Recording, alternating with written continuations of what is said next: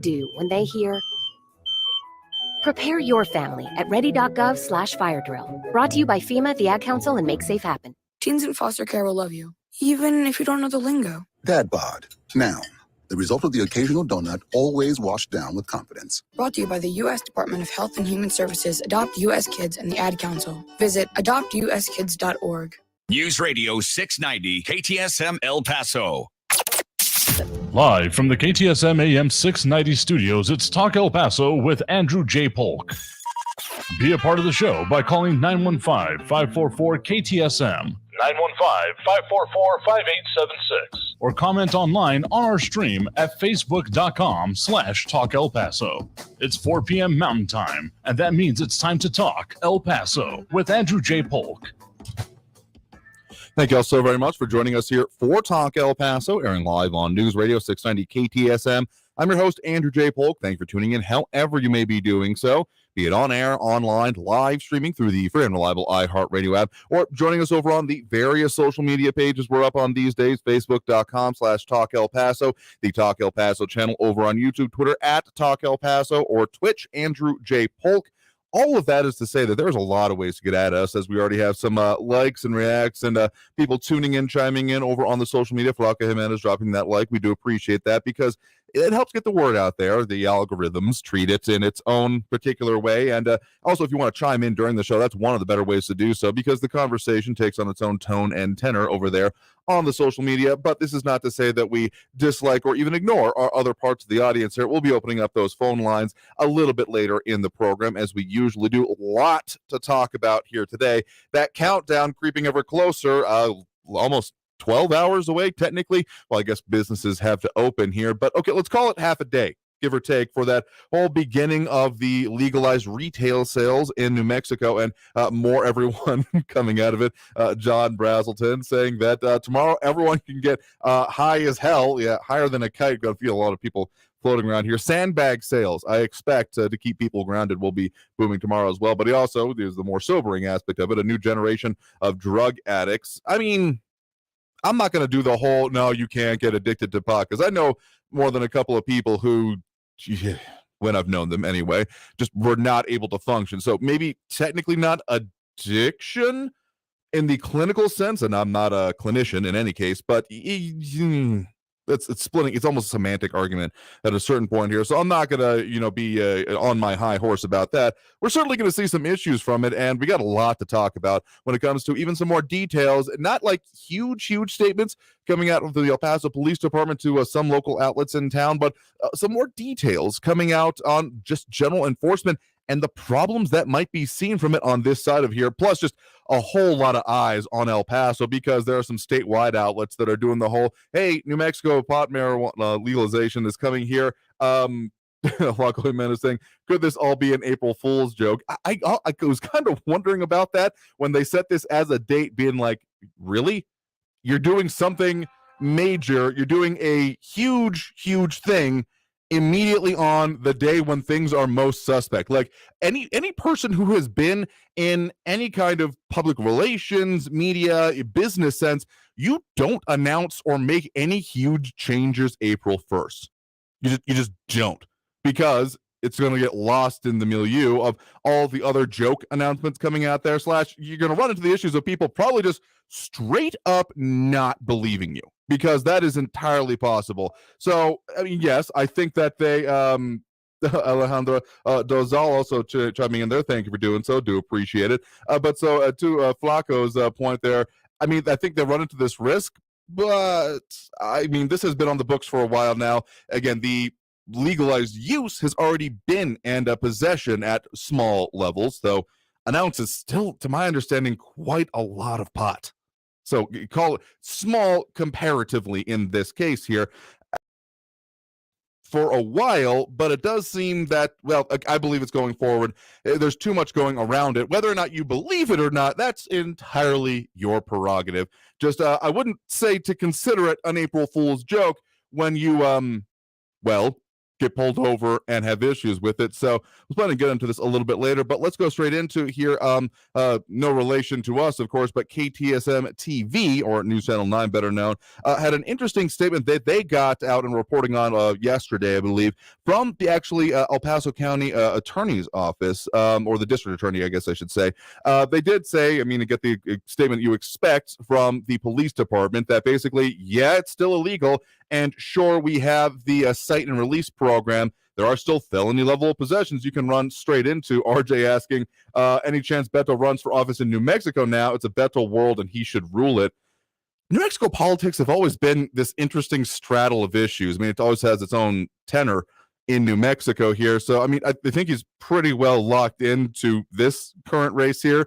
And the optics of, well, I couldn't win as the governor of Texas, so we're going to try New Mexico instead. The optics there kind of stink. I know you're meaning this a little bit tongue-in-cheek, but hey, it never hurts to tabletop out some of these things. We also have Calvin Williams joining us over on the stream on Facebook.com/Talk El Paso. Good afternoon to you as well. I mean, I guess it's weirder things have happened is the short answer there, but the idea actually just kind of politically wargaming that out. Oh, I would relish it. I would love for that to be a circumstance. But again, I'm weird, and I love it when things are happening and we embrace the controversy here as we talk about all of it. So I would love it, even if it would be, RJ saying it's a fervent prayer. Yeah, I can see where you're getting at with that. But yeah, I mean, it would be a fascinating time, and what a time to be alive in politics. But realistically, probably not, even though, let's just say, again, the tourism, the trips, hey, I'm going to dip over to Sunland Park real quick. You want anything, with no follow-up questions being allowed about, wait, what are you going for? Probably going to increase in this area. So, to the point there, again, at KTSM TV, the real interesting tidbit that's down towards the bottom of their article is actually, again, as the El Paso Police Department saying, yeah, it's still illegal. We've got cite and release, but, I mean, you're still going to have issues if you're coming back here. More specifically, they got the answer out of the El Paso District Attorney, Yvonne Rosales, a statement to them saying that, we'll just quote directly, I anticipate that the El Paso Police Department will be utilizing the First Chance program more frequently than they've been doing over the last year. The First Chance program gives an officer the discretion to either arrest or give the individual a summons to court in lieu of arrest. The El Paso Police Department has not really utilized the First Chance program over the last year, so that's a possibility. But more specifically, there are some technical factors that could, well, prevent there being effective prosecution. We have talked a little bit about how, since there have been some very, very, very minor in the Lone Star State compassionate use programs, medical programs, mostly along the lines of like veterans and like kids and seizures, that kind of thing. It is not widespread, not even anywhere near close where New Mexico was previously with their medical marijuana program. Like, I hesitate to even call it medical marijuana here in Texas, because it's not that scale, particularly for a much bigger state. But the problem they were running into also on the advent of the whole idea of returning to industrial hemp production was the specificity of THC levels. Because what's the difference between hemp and marijuana, cannabis, all of these technical definitions? Well, the way it's legally stated is going to be that THC level. Because sure, there might be some present in stuff that's going to be used for an industrial hemp. It's usually going to be very, very, very, very low, around 0.1% legally. 0.3% THC content is going to be the, well, defining line. And so the testing of that, there was a point in time, even after the law was passed, I want to say 2 sets of legislative sessions ago, there just simply were not, either on the state level, like state-funded labs, or even private labs that were able to test down to that level of confidence. Like, sure, they could test for the presence of THC, but then delineating between those percentages wasn't there. And if you're getting someone arrested and prosecuted, you better be able to prove that in a court of law. So they literally didn't have the capability. And again, according to Yvonne Rosales, the Texas El Paso DA, in this article with News Channel 9, that there is no field test that can be used, and that the testing that can be done to figure out the concentration essentially is only really being used for the felony level cases, which I believe is about 4 ounces or more possession here in Texas. Below that, it's still considered misdemeanor. And so that if we're talking about these small levels of possession, they just may not be getting enforced, or begin just contributing to a backlog, and eventually maybe getting dismissed on their own just for lack of evidence here. So Sure, still illegal in Texas, but again, these technical questions are the ones that I've been talking about for a while now, because sure, it's one thing to say, yeah, it's illegal, but then you got to be able to do the follow-through on it, and that, again, according to this and some of the other information coming out, might be lacking. See if technological developments come around, but again, as we're looking at these deadlines and these times coming forward, and everyone just having that, let's see if it's a foggy day in the borderland tomorrow. Yeah, and again, just the eyes of the rest of the state on this region here is fascinating. A lot of people saying, well, why is El Paso only getting talked about this? Because we're surrounded by it, my dudes. So it's going to be an interesting time here in El Paso going forward here, even as there are some positives going on. The announcement of the release of some of the strategic oil reserve going to be potentially reducing gas prices from our news partners over at KFOX 14. They've got a really good interactive gas price map. Looks like it's dropping a little bit in some areas. I'm still seeing plenty of I noticeably not 420 prices, so you can cut it out with those jokes, but coming down a little bit here on our neck of the woods near the station and across town, seeing a lot more under $4, whether that trend continues or not, and you keep seeing those impacts to your pocket, but remain to be seen here. But I think there's still plenty of positives to talk about locally. So much so that coming up in this next segment here, going to be talking with the Desert Spoon Food Hub, who are doing their work to, well, considering food access here. We've had more than a little bit of concern from the audience here about those kind of local issues. I mean, there's more to get into. Fertilizer reports that changes of crop loads across the country that we can certainly get into because of what it may very well mean for us here in the borderland. But again, local efforts to try and deal with local food sources and, well, the resiliency that can come with it. We'll get into that here in the next segment. So you are tuned into Talk El Paso here on News Radio 690 KTSM. I am your host, Andrew J. Coming back, we are going to be talking about, again, local sources of food. What it takes to develop that, what it takes to make it more accessible to people, and the resiliency that comes with it. So stay tuned. More Talk El Paso after this break here on News Radio 690 KTSM. Regardless of all these issues going on that we get in depth on, you still, at the end of the day, want to be taking care of yourself. And that can look a lot of different ways. Something that I focus on is, eating well. Because if you're not looking at your food, your health, your diet, and making sure it's interesting and, well, good for you, you're missing out in a lot of ways, which is one of the reasons that I was so excited to find a good local source for quality balsamic vinegars, flavored olive oils, and extra virgin olive oils, enhanced flavors. They are your local source for over 40 different varieties. Their olive oils imported straight from Tunisia, Italy, Greece, and Spain, and all of their balsamic vinegars imported, of course, straight from the Modena province of Italy, because that's what it takes to be called balsamic vinegar. They've got some great varieties. I really like their fig, pistachio, and more balsamic vinegar blend. Just putting it even just on a little bit of toast here. You get a nice crusty bread. Oh, it is so good with a little bit of bread and butter, and you pan toast it. And that's super basic, but if that's what you need to do, it's just fine because it tastes great and can really help spice up your life. You can find them out in the community, including, again, out this weekend. They're going to be at the Upper Valley Farmers Markets at the Hobby Lobby parking lot near Donovan and Mesa Crossroads area. Always packed out there, and always a good way to go out and get some of the samples they will be offering. So you can find them there, or of course online at enhancedflavors.com. That's enhanced with a D, flavors.com. Traffic all day. News Radio 690. Watch for a crash. Gateway Boulevard westbound at Geronimo Drive. An accident blocking the right lane on Artcraft just before the I-10 at Behringer. It's slowing traffic approaching the 10. On Dyer at Suda Avenue, an injury accident there with EMS crew on the scene. And Executive Center Boulevard westbound at North Mesa. Accident reported there, slowing traffic. El Paso traffic. This report is sponsored by Wendy's Breakfast. The number one pick is in. Wendy's Breakfast, the official breakfast of March Madness. Choose your starting lineup, like the Breakfast Baconator or Honey Butter Chicken Biscuit, and enjoy oven-baked bacon, fresh cracked eggs, seasoned breakfast potatoes, and Simply OJ. Choose wisely, choose Wendy's. Hey, spring is here, and the warmer weather means you've got a lot more going on. Don't let COVID get in the way of any of it. COVID vaccines offer the strongest possible protection now and from long-term effects in the future. Protect yourself and your plans. We can do this. Find vaccines near you at vaccines.gov. That's vaccines.gov. Paid for by the U.S. Department of Health and Human Services. Hi, Phil Swift here for the Flex Seal family of products. There's a lot of ways to protect your home. You could dig a moat. You could bubble wrap it. Or you could train a pack of wolves to protect it. But the best way is with the Flex Seal family of products. So when you need to patch, bond, seal, repair, and stop leaks fast, get the Flex Seal family of products. Available at flexsealproducts.com and fine retailers. The True Crime Podcast, What Happened to Sandy Beale, investigates the alarming death of a young woman who dreamed of a career in law enforcement. Journalist Melissa Jeltsin untangles the mystery at the heart of the investigation, revealing a troubling pattern by officials close to the case. I didn't take any of that crap because I could tell that they were hiding something.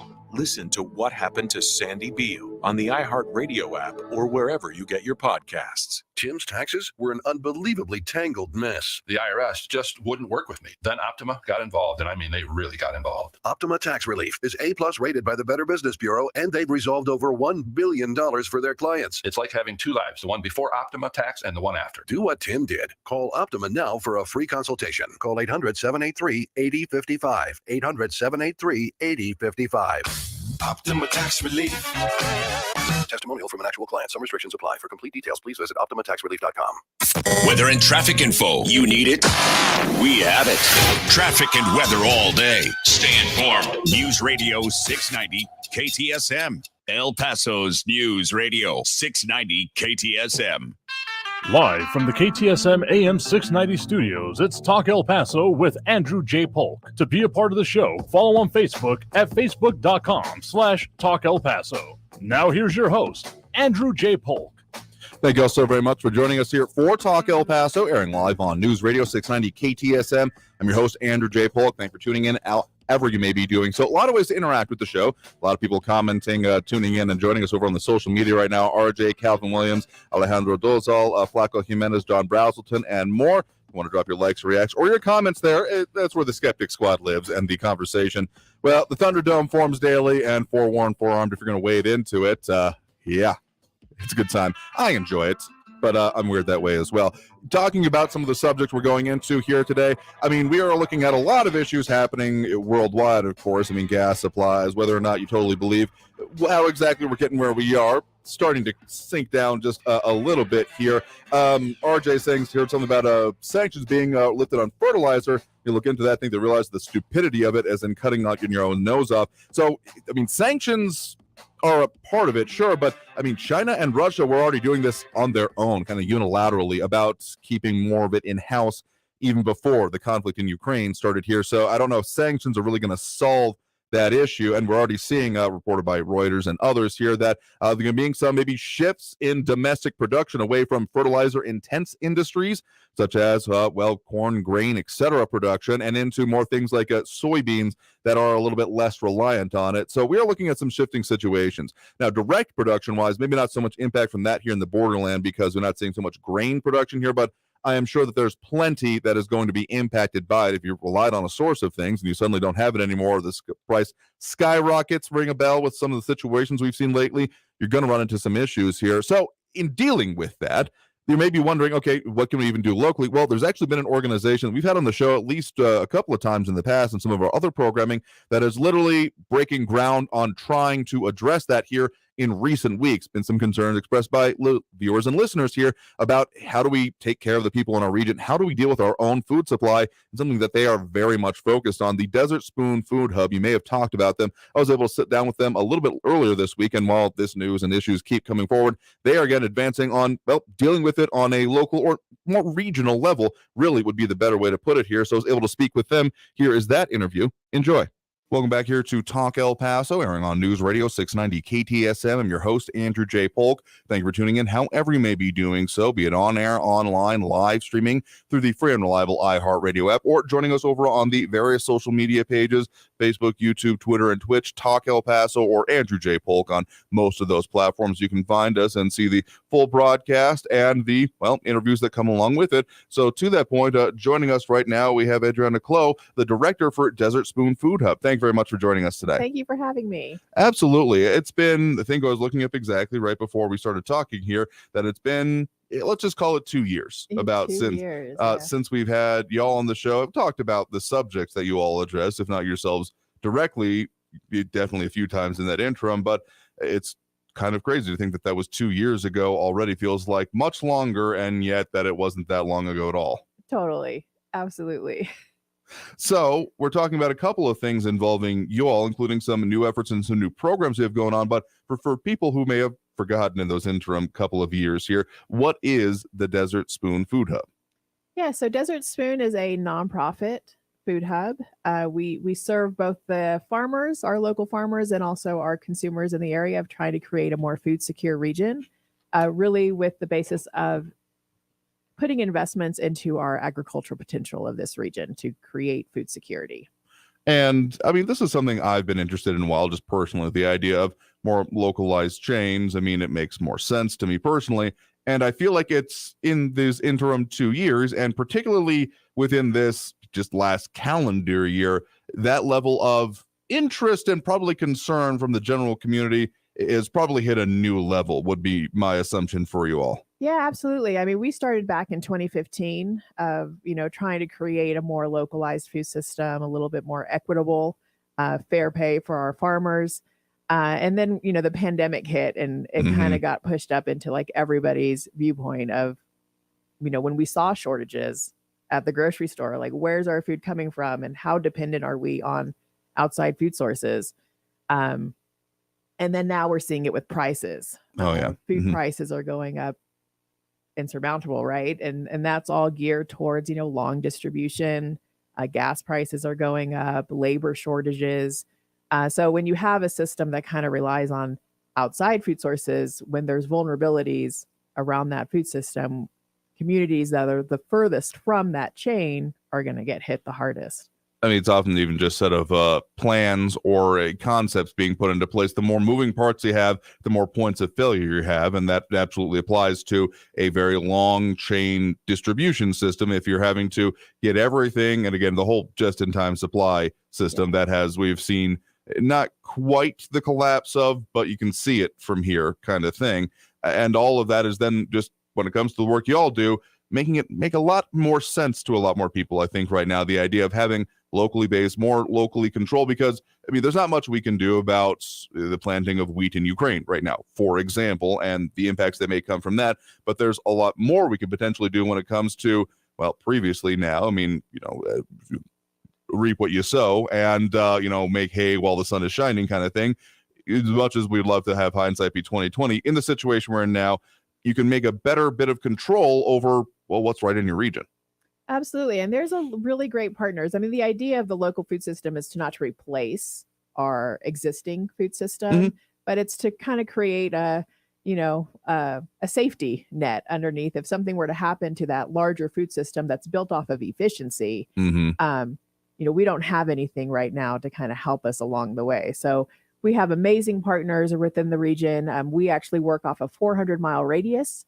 So we work with, farms up in Albuquerque, and we go out to Arizona.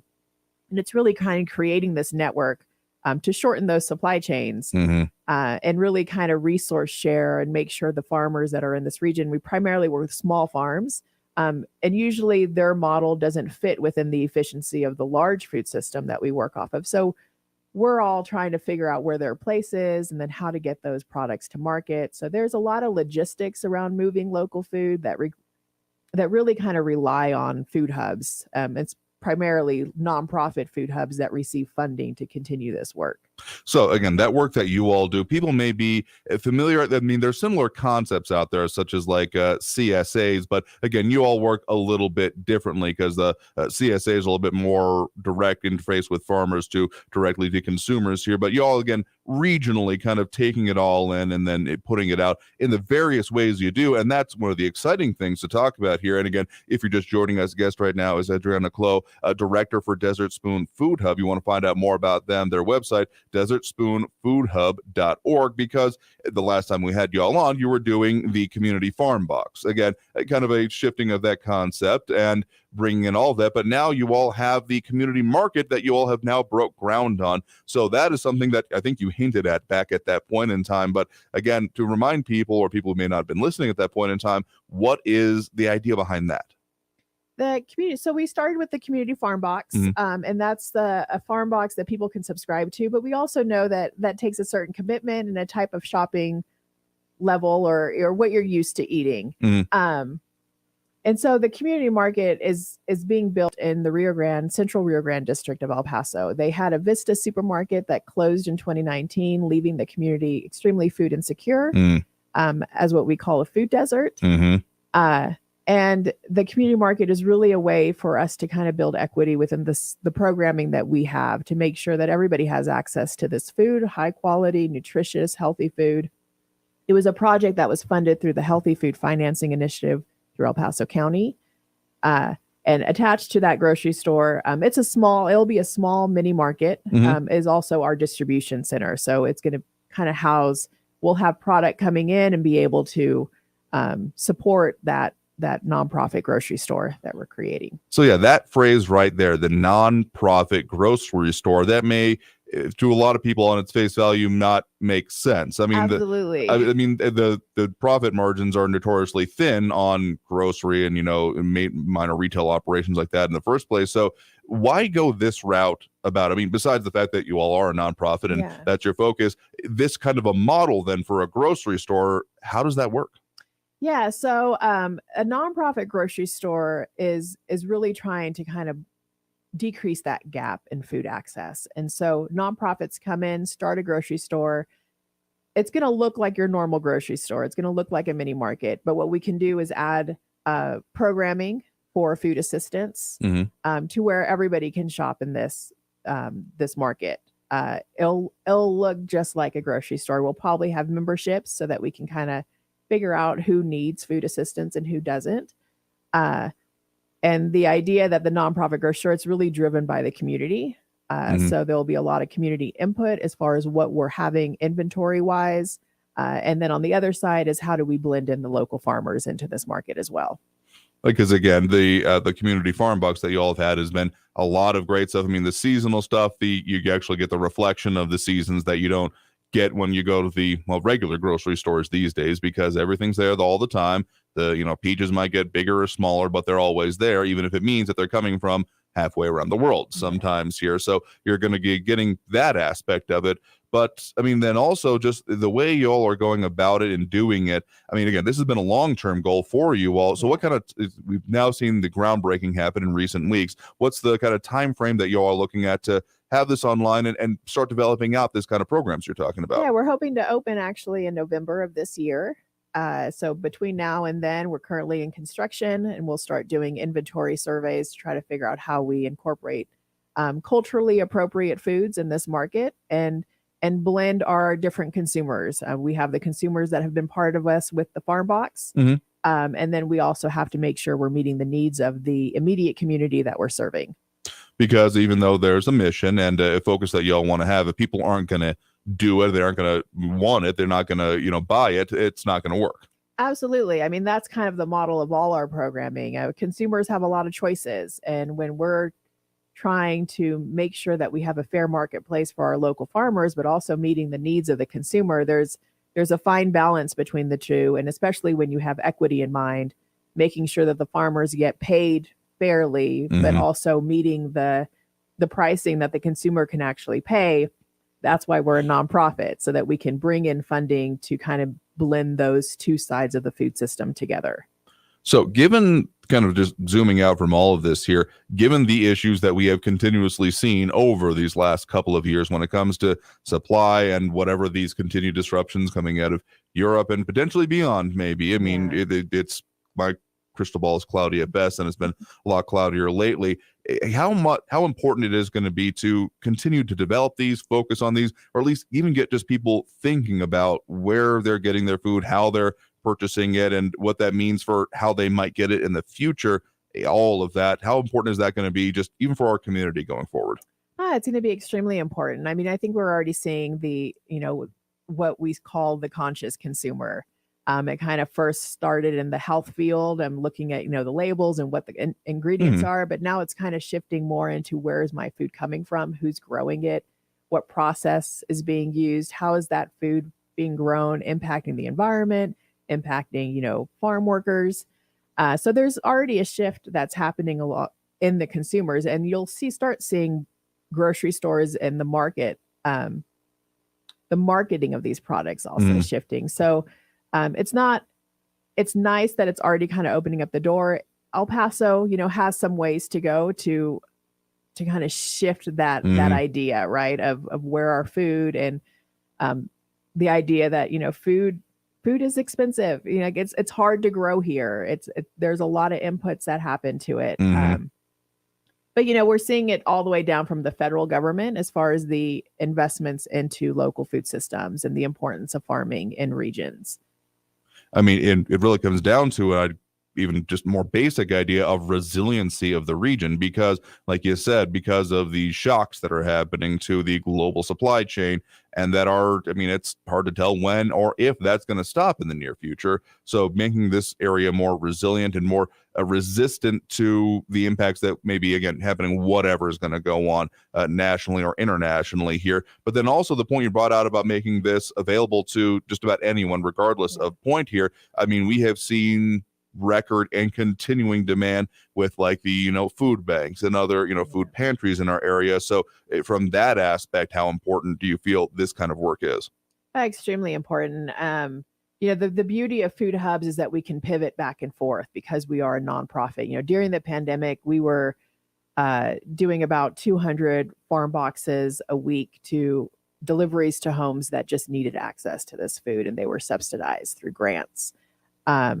And then when that kind of alleviated, we were able to shift back into our normal operations.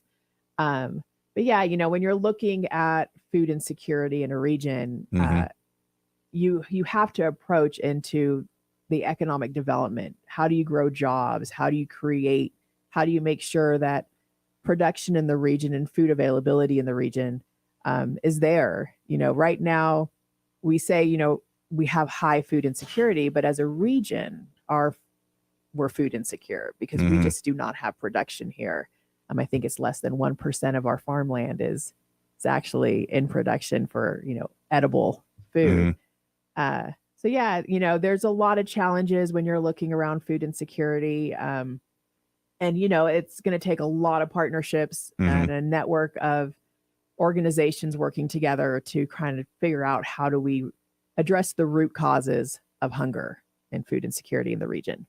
So given the currents that we are seeing, within that larger society, kind of as you were talking about it, that there were people that were, getting more conscious about their food here. And there was an aspect of, I want to be more involved. I want to be more knowledgeable, and maybe, some social goals along with it. I feel like more people coming into it now are like, this might be important just for the future for my, maybe not survival, that base level, but it's not maybe that far from mine. But the idea of, what if things continue in the general path of instability we're seeing, this might be critical for us here. So with that kind of an extra attention being paid to this essentially, and with some of those efforts you're talking about, what I guess do you see as, this will take a while here. Everyone's familiar with, the cotton and the other products that are grown in this region. But again, getting it to levels where we're actually seeing production of food and getting it here, what is that going to take?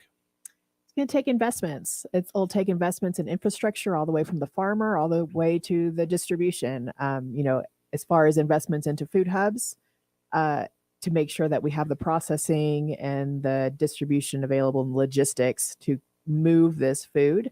As these farmers start growing and getting bigger, they're going to rely on that system to help move that food. So it comes down to infrastructure.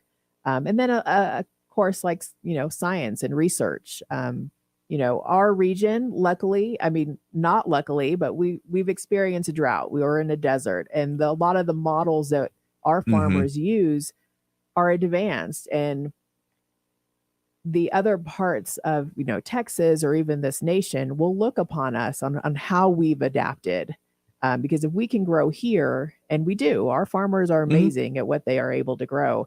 The models they use can be used in other areas as other areas also have climate change. Fascinating. Well, something we'll have to keep an eye on here. But again, if you've been just joining us, guest right now has been Adriana Khloe, director for Desert Spoon Food Hub. Again, their website, desertspoonfoodhub.org, where you can find out about their community farm box. That's still have a waiting list, I'm assuming? There is not a waiting Really? list. We do have limits on the boxes, but there's not. So you can visit it and order a box. Excellent. That's good to know here. And again, their upcoming community market and other programs here. So thank you very much for coming by to talk with us about the work you all do, the impact it has on our region, and what we might need to be doing around here for the future. Thank you. I appreciate it. Absolutely here. So that's going to take us into that next break right now. So coming out of this break, we'll get to more of the comments and calls on the line here. You're listening to Talk El Paso here on News Radio 690 KTSM. Back after this break with more.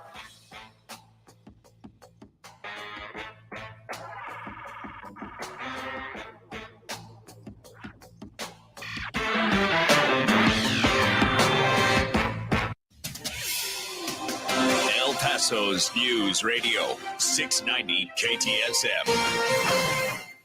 I'm Selena Madrid with your CBS 4 Morning News Update. A man wanted for murder out of Kansas made it easy for Border Patrol agents in El Paso to arrest him. They found the man walking along the border on Monday after he got his truck stuck in the river. The man told agents he was trying to drive into the U.S. near Fonseca in the Lower Valley. Agents ran a background check on the man and discovered the warrant for his arrest. 2 men are now sentenced for extremely violent crimes they committed during the pandemic. 37-year-old Salvador Gonzalez received 9 years for murdering his ex-wife's boyfriend, Juan Ruiz Flores. Doña Ana County Sheriff's investigators say Gonzalez became enraged over the way Ruiz Flores was loading bicycles that Gonzalez had bought for his children into the back of a pickup truck. And always remember, you can stay up to date with the latest news by signing up for our newsletter. It's easy and free to sign up. Just go to cbs4local.com, enter your email address, and you'll start receiving our daily news updates. News Radio 690. Traffic all day. Watch for a major accident closing all 3 lanes in the Low Valley, Alameda Avenue at Bovey. That's near Vineyard Road. Traffic is exiting Alameda till further notice. Loop 375 southbound at Rojas, a disabled vehicle blocking the right shoulder. George Dieter Drive southbound north of Pebble Hills at Sundance Avenue, an injury accident there. Carrie Edwards, El Paso traffic. Severe Weather Center, this is Chief Meteorologist Sandra Diaz. Looking ahead at our forecast tonight, it should be a very nice night, a bit on the cool side with our temperatures eventually dropping it back into the 40s, but those winds will be less than 10 miles an hour out of the south-southwest. For your day on Friday, we've got more of a westerly wind, and that's going to help to, once again, warm things up. So look for highs in the lower 80s, and we'll keep that warming trend going through the weekend before our next wind maker moves in to kick off next week. This report is sponsored by WhatsApp. No one should read your personal messages. That's why WhatsApp uses end-to-end encryption. It protects whatever you send before, during, and after you send it. So no one, not even WhatsApp, can read your messages. Always message privately. WhatsApp. As the country bounces back from COVID and mask mandates are lifted, your business needs a lift too. Promote your company right here, right now. Radio ads connect with 93% of Americans every week. That's more than Google, more than Facebook, more than TV. In fact, radio reaches 20% more millennials than TV. Want more of the people you want to talk to all in one place? Visit iHeartAdvertising.com and get AM and FM working for you. That's iHeartAdvertising.com. Talk El Paso, weekdays at 4 on News Radio 690 KTSM, breaking down the impact of the news on the borderland and beyond. Brought to you in part by Mission Del Rey Southwest, Souvenirs, Gifts, and Decor. That's Talk El Paso, Monday through Friday, 4 to 6 p.m., right here on News Radio 690 KTSM. No one should read your personal messages. That's why WhatsApp uses end-to-end encryption. It protects whatever you send before, during, and after you send it. So no one, not even WhatsApp, can read your messages. Always message privately. WhatsApp. This report is sponsored by WhatsApp. News Radio 690 KTSM. Live from the KTSM AM 690 studios, it's Talk El Paso with Andrew J. Polk. To be a part of the show, call 915-544-KTSM or follow on Facebook at facebook.com/Talk El Paso. Now here's your host, Andrew J. Polk. Thank you all so very much for joining us here for Talk El Paso, airing live on News Radio 690 KTSM. I'm your host, Andrew J. Polk. Thank you for tuning in, however you may be doing so, be it on air, online, live, streaming through the free and reliable iHeartRadio app, or joining us over on the various social media pages, Facebook, YouTube, Twitter, and Twitch. Blowing up the brakes here today with our long extended interviews. Again, thank you to Desert Spoon Food Hub and Adriana Khloe operations director over there with all the stuff going on. So we'll get more into that here. Some interesting comments coming in here. Among other things, John Browson a little bit earlier saying we get tons of rare earth metals from both Russia and China. No wonder the green crowd kiss up to them, he clarified here. Calvin Williams saying that I think kiss up them is more accurate here. Also, don't need a little bit of a technical difficulty with our stream here. Voices shouldn't have been out of sync here, but we'll have to look into that, particularly since we got another interview coming up next hour about more local nonprofit stuff and good stuff going on, but also stuff to go out and do, events coming up, including with our partners over that the Texas Restaurants and Foods Truck and Thrive 915 here. But John Browse has been saying, I love these feel-good groups. Food in America is cheaper than almost anywhere else. You may just have to give up meat for beans for the next couple of years. I think that will be hard for a lot of people, but for this group anyway, they're not really focused on meat so much. I mean, they are doing straight from farms, but more on the, crop growing side of things, which, I mean, we have a bit in our area. I mean, Hatch green chili is, of course, very well known, but not exactly like a sustenance item. And there's a lot of onions cultivation. We got the pecans, but in terms of like general everyday stuff, like staples, it's a little bit sparse in our area. So the idea of developing that and making it accessible to people, but also work for farmers, it's a link that's kind of missing in our area. So sure, we have pretty cheap food, but those prices have been creeping up anyway. I mean, I know we talk a lot about lumber and how you could have the extension on your house, the same amount of money 5 years ago, barely buy you a doghouse now. Think about your grocery cart going out there. I mean, $100 used to be enough for maybe not quite the full week, but close enough for, my family. And now, woof, you're lucky to get half a cart these days. So prices have been creeping up. And again, with these disruptions we got going on, again, it's been even outside of the global instability, but more of if there's just reasons you can't get stuff in, I think it's important, and I think it will be increasingly important as we go forward, not even just from a feel-good standpoint, but just resiliency of the region for us to have more of this develop. Now, they are, a nonprofit group that is doing their best at the scale that they're at, but to really be there, if we really, really needed it, it's going to have to get a lot bigger. So I applaud their efforts absolutely here. RJ saying non-GMO and no harmful insecticides to rinse off would be nice. Just saying it would be nice to reduce IBS and other stomach disorders. Sure. Louis Pinato saying lots of nopal cactus behind my house. Bon appetit. Sure, we've got a lot of that, but that is not exactly, that's kind of fast growing. But if everyone starts having to do nopalinas all the time, I kind of feel like it's the same level of people who, like back east, where they're forcing, let's go out into the woods and I'll find something to eat. Sure, if you're the only one doing that, it's difficult enough. If everyone is having to do it, we're talking about economies of scale that'll see stripping of resources. So just important thing to mention here. And RJ finally saying, I think it was Jerusalem Post talked about the new meat, fly larvae and pumpkin seeds, maggots. I'm looking forward to the green chili cheeseburger. What a maggot. It's just appetizing as hell. What goes best with maggots, green or red chili? If I have to answer that question, I'm going to need a lot of hopefully non-GMO bourbon to go with it. It's actually, it reminds me of something. I want to say it was on Shark Tank a few years back, where there was a guy coming out with this idea of these cricket energy bars, like made from crickets. And the interesting point the Sharks made was that, okay, the energy bars are cool and all. I think you've maybe got a market for that, but I almost don't care about it because the product you're working at is cricket flour. Because if anyone out there has seen the Snowpiercer or the series that has come out of it, weird Korean-directed movie, if I'm not mistaken, that features, Chris Evans, Captain America, in it in a starring role. Go check it out for yourself because they kind of delve into this and how they turned into things. But the idea of cricket flour, removing that kind of ick factor. I mean, I've had, chapulines, and I mean, I'm fine with it. I mean, the ones I had were a little soggy. It would have been nice, a little bit crisper. So I'm not totally opposed to it, but I can see it being an issue for the market in general. We'll see what happens here. But again, I applaud the local efforts coming from that. And so next hour, we'll have another interview about more local nonprofit things. But to that first point, actually, that John brought up about the rare earth metals, there's actually something been going on with that this week that could potentially impact our area directly. So over that concern, there is a minute amount of domestic production that comes in these rare earth metals, lithium, kind of the key concern when it comes to battery use. And so actually, as of today, the Biden administration invoking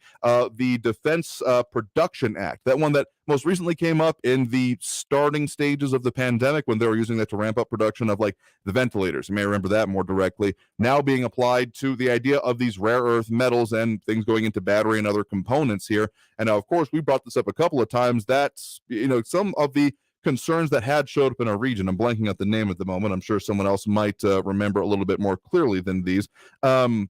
Calvin Williams saying crickets high in protein and their waste is a great fertilizer.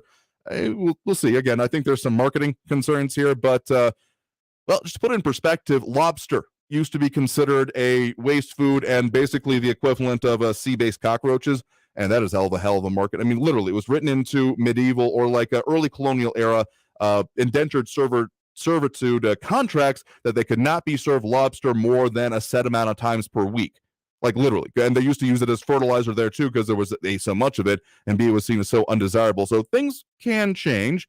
I mean, that's centuries of change we've seen there, so I don't know if that's going to happen overnight. But anyway, the invocation of the Defense Production Act for rare earth metals could affect the mining concerns that have been potentially in place for our area, but have been having, well, serious funding and fundraising issues with it, because if it was easy to get, it would have happened already. If you could just pick it up out of the ground and, just put it in production, it would have happened. But this stuff and the difficulty of getting to the resources necessitates, I want to say, on the order of like low nine-figure, $100 million startup costs is some of the estimates I've seen. So maybe the invocation of this act, because not even just saying, hey, you need to produce this, but also then the public funding that can be funneled into such an industry, potentially. I mean, I don't think this will happen overnight by any means. Could potentially have some impacts in our area, but I'm open to being corrected on that here. That's going to take us through our next break here. We'll go ahead and open up those phone lines now. If you're wanting to call in, the number to do so, 915-544-5876, 544-KTSM. Might have a chance to squeeze in a call or two before we at the top of the hour here. But in any case, if you want to get in line now, number to call, 915-544-5876. Back after this break with more Talk El Paso here on News Radio 690 KTSM. Stay tuned. Traffic all day. News Radio 690. Watch for a major accident closing all 3 lanes in the Low Valley, Alameda Avenue at Bovey. That's near Vineyard Road. Traffic is exiting Alameda till further notice. Loop 375 southbound at Rojas, a disabled vehicle blocking the right shoulder. George Dieter Drive southbound north of Pebble Hills at Sundance Avenue, an injury accident there. Carrie Edwards, El Paso traffic. This report is sponsored by WhatsApp. No one should read your personal messages. That's why WhatsApp uses end-to-end encryption. It protects whatever you send before, during, and after you send it. So no one, not even WhatsApp, can read your messages. Always message privately. WhatsApp. Paid for by government.com. Have you heard? The United States Mint has issued the Morgan Silver Dollar for the first time in 100 years. Not only that, but they are also minted in 99.9% pure silver for the first time ever in history. Coin experts are calling this an amazing opportunity for anyone that knows the enduring popularity of Morgans. But you must hurry. Only 175,000 legal tender silver dollars were issued. These Morgan Silver Dollars are brand new, bright and shiny legal tender coins minted by the iconic Philadelphia Mint. Just call 1-800-973-3098 and you are guaranteed a new 99.9% pure silver Morgan dollar. The first time in history this has happened. But with limited quantities, you must call now to order. To learn more, call 1-800-973-3098. If you order now, you will receive a free collector bonus, a $25 value free with every order. Call 1-800-973-3098 now to secure your new Morgan Silver Dollars before they are gone. That's 1-800-973-3098. The podcast, What's Your Problem, dives deep into new technology and the challenges facing people at the top of their field. On each episode, Jacob Goldstein, former co-host of NPR's Planet Money, speaks with the entrepreneurs and engineers creating innovations in medicine, artificial intelligence, and more. We didn't have a particular technology. We didn't have a business model. We didn't have a way of making money. It was a great way to start a company. I highly recommend it. Listen to What's Your Problem on the iHeartRadio app or wherever you get your podcasts. Anyone can get long COVID, even Caitlin, age 20. I got COVID in November 2020. In January, I started having long-term problems. I was a varsity soccer player in high school, and now I get winded just from walking. I can't remember things. It's just unbearable. Getting vaccinated against COVID-19 is the best way to prevent long COVID.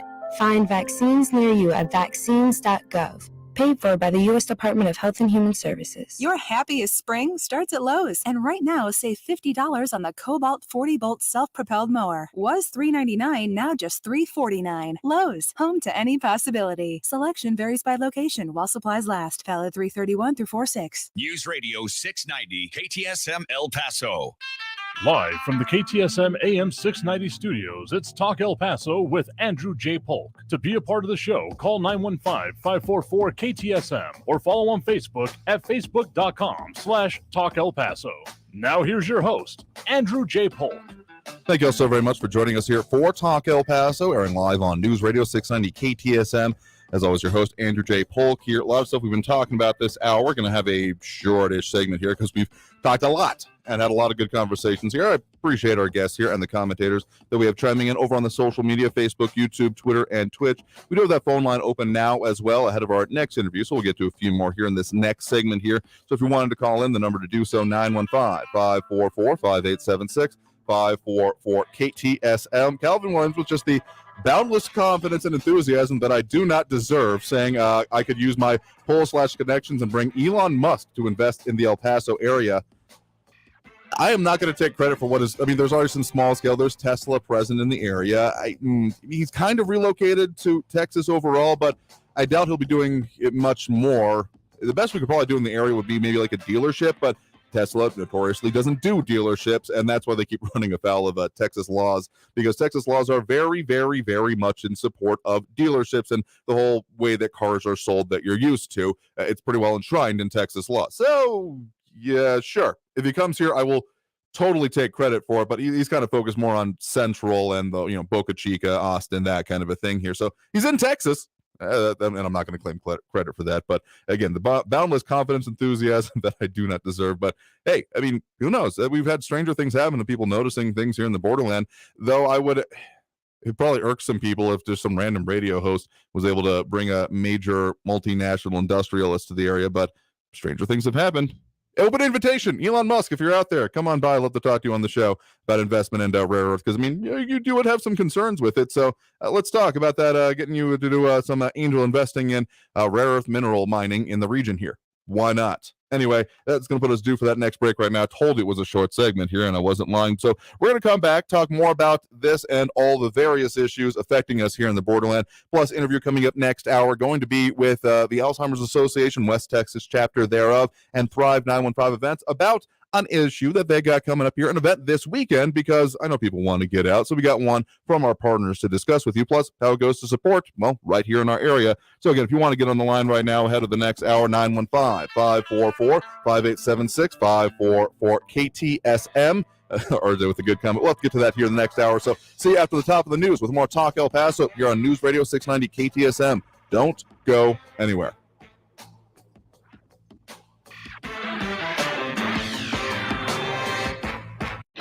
Traffic all day. News Radio 690. In the Low Valley, a 5-vehicle crash is blocking all eastbound lanes on Alameda Avenue at Bovey. That's near Vineyard. If you're eastbound Alameda, just follow the detour signs. Loop 375 southbound at Rojas, a stalled vehicle blocking the right shoulder. Artcraft just west of the I-10 Desert Boulevard, a crash is blocking the right lane. North San Marshal at Montana Avenue, an injury accident there. Carrie Edwards, El Paso traffic. Finding great candidates to hire can be like, well, trying to find a needle in a haystack. Sure, you can post your job to some job board, but then all you can do is hope the right person comes along, which is why you should try ZipRecruiter for free at ZipRecruiter.com/radio. ZipRecruiter doesn't depend on candidates finding you. It finds them for you. Its powerful technology identifies people with the right experience and actively invites them to apply to your job. You get qualified candidates fast. So while other companies might deliver a lot of hay, ZipRecruiter finds you what you're looking for. The needle in the haystack. See why 4 out of 5 employers who post a job in ZipRecruiter get a quality candidate within the first day. ZipRecruiter, the smartest way to hire. And right now, you can try ZipRecruiter for free. That's right, free at ZipRecruiter.com/radio. That's ZipRecruiter.com/radio. ZipRecruiter.com/radio. That is the call of a ring-tailed lemur resonating through the wildlands of Madagascar. And that familiar sound is the call of an African elephant from the vast savannas of northern Kenya. These animals speak different languages, but they both have the same story to tell. Their species are in trouble. Their habitats are being altered at a rapid rate, and damaged habitat means less food and less places to live. While we have reintroduced more than 40 endangered species, we cannot return them to a home that does not exist. Rescuing an animal is only half the battle. So please join San Diego Zoo Global Wildlife Conservancy in our efforts to preserve and conserve the native habitats of our endangered species and ensure that the wild places are filled with the wild calls of their inhabitants. News on the hour and the hat. Traffic and weather all day. News Radio 690 is KTSM AM El Paso, an iHeart radio station. NBC News Radio, I'm Brian Shook. The White House is insisting that a gas tax holiday is not off the table. What the president is doing is using every tool available to him to bring prices down for the American people at the pump. Communications Director Kate Bedingfield said all options are being considered to bring relief to Americans struggling with soaring gas prices. Many lawmakers are concerned that suspending the gas tax would take money away from the Federal Highway Trust Fund, which helps pay for highways and mass transit. Congresswoman Elaine Luria says former President Trump's son-in-law has been able to provide his own take on what happened on and around January 6th, 2021. The Virginia Democrat who's on the January 6th committee said Jared Kushner was asked for his impression on third-party accounts. Kushner sat down with the committee Thursday. Republicans are striking an agreement in principle with Democrats on a $10 billion COVID package. Utah Senator Mitt Romney, the lead GOP negotiator, said the bill has yet to be drafted and needs a cost estimate from the Congressional Budget Office before the Senate can vote on it. This aid package to combat the pandemic could be the beginning of new funding to help the nation's response efforts as some fear resources are dwindling.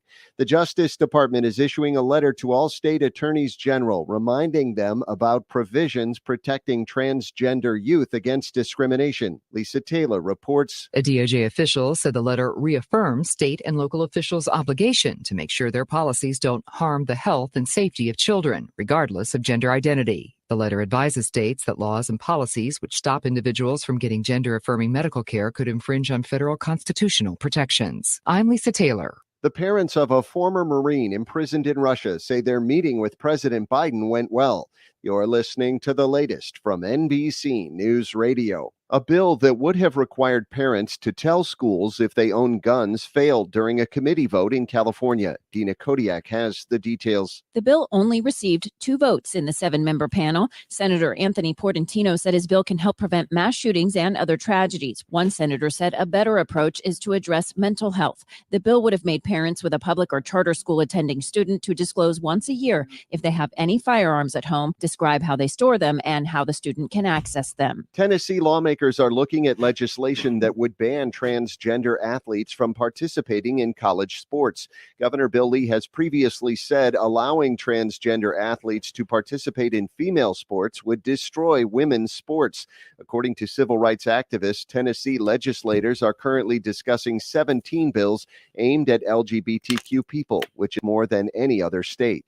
With a push to fast-track New York City area casinos, high rollers actually could be headed into Manhattan. Liz Warner explains. Mayor Adams wants to secure at least 2 gaming licenses to boost the economy, and Hotel and Gaming Trades Council President Rich Morocco's behind the move. The acceleration of gaming licenses downstate could, in a very short period of time, create 4,000 to 5,000 new jobs. Currently, the odds are on Resorts World Casino at Aqueduct and Empire City Casino in Yonkers, with officials now evaluating other possibilities, among them a site atop Saks Fifth Avenue or another site near the Water Club in Kips Bay. The Alexa voice assistant will soon be able to update users when items in their Amazon carts go on sale. Amazon announced their Echo speakers will alert Prime customers up to a day before items they've had their eye on drop in price. Those can be products in shopping carts, on Amazon wish lists, or marked saved for later. Brian Shook, NBC News Radio. This report is sponsored by Staples Stores. Staples offers tech solutions and accessories for learners, small business, and remote workers too. Right now, Apple AirPods Pro are only $199, a $50 savings. In-store only. Offer ends 4/2 while supplies last. Limit 2. Explore what's new at Staples, the working and learning store. Hey folks, this is Andrew J. Polk, and I love supporting local and experiencing all the world has to offer, which is why I love Enhanced Flavors, your local source of over 40 quality flavored olive oils and balsamic vinegar. vinegars. You don't have to scour the globe or even leave home to taste all that's offered in extra virgin olive oil and great flavored varieties from Italy, Greece, Spain, and Tunisia, and certified balsamic vinegar straight from the Modena province of Italy. Look for enhanced flavors at your favorite farmers markets to spice up your life, or find them online at enhancedflavors.com. Why should you volunteer with Meals on Wheels? I never thought that 5 minutes could make so much difference in the lives of two people, but it has. Drop off a warm meal and get more than you expect. Volunteer at americaletsdolunch.org. Brought to you by Meals on Wheels America and the Ad Council. El Paso's News Radio 690 KTSM.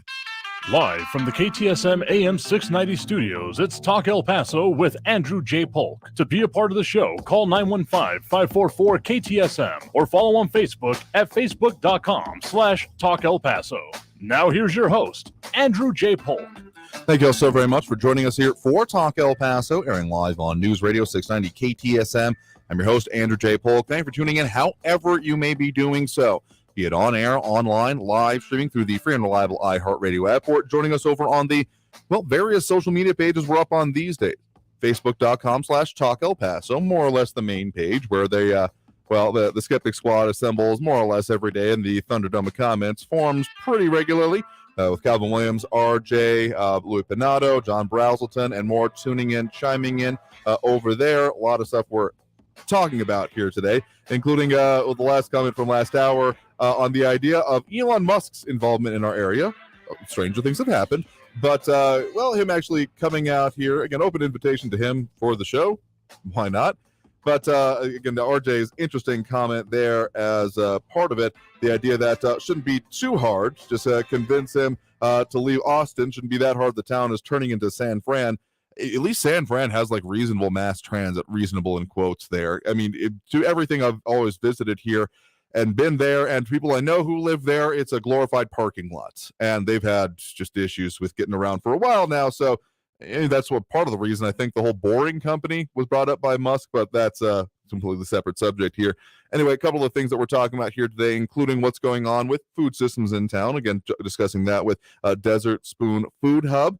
They got interesting propositions in that groundbreaking, something I've been watching for a while now, so happy to see that moving forward, even if there's some, for full implementation, some scaling up that would have to be done, but starting anywhere is better than nowhere, of course. Plus, coming up this hour, we're going to be talking with the West Texas chapter of the Alzheimer's Association and what their upcoming events and supporting events are going to be, and just how to get involved, all that good stuff, because getting out there, doing stuff, I know there's a lot of demand for it, particularly right now.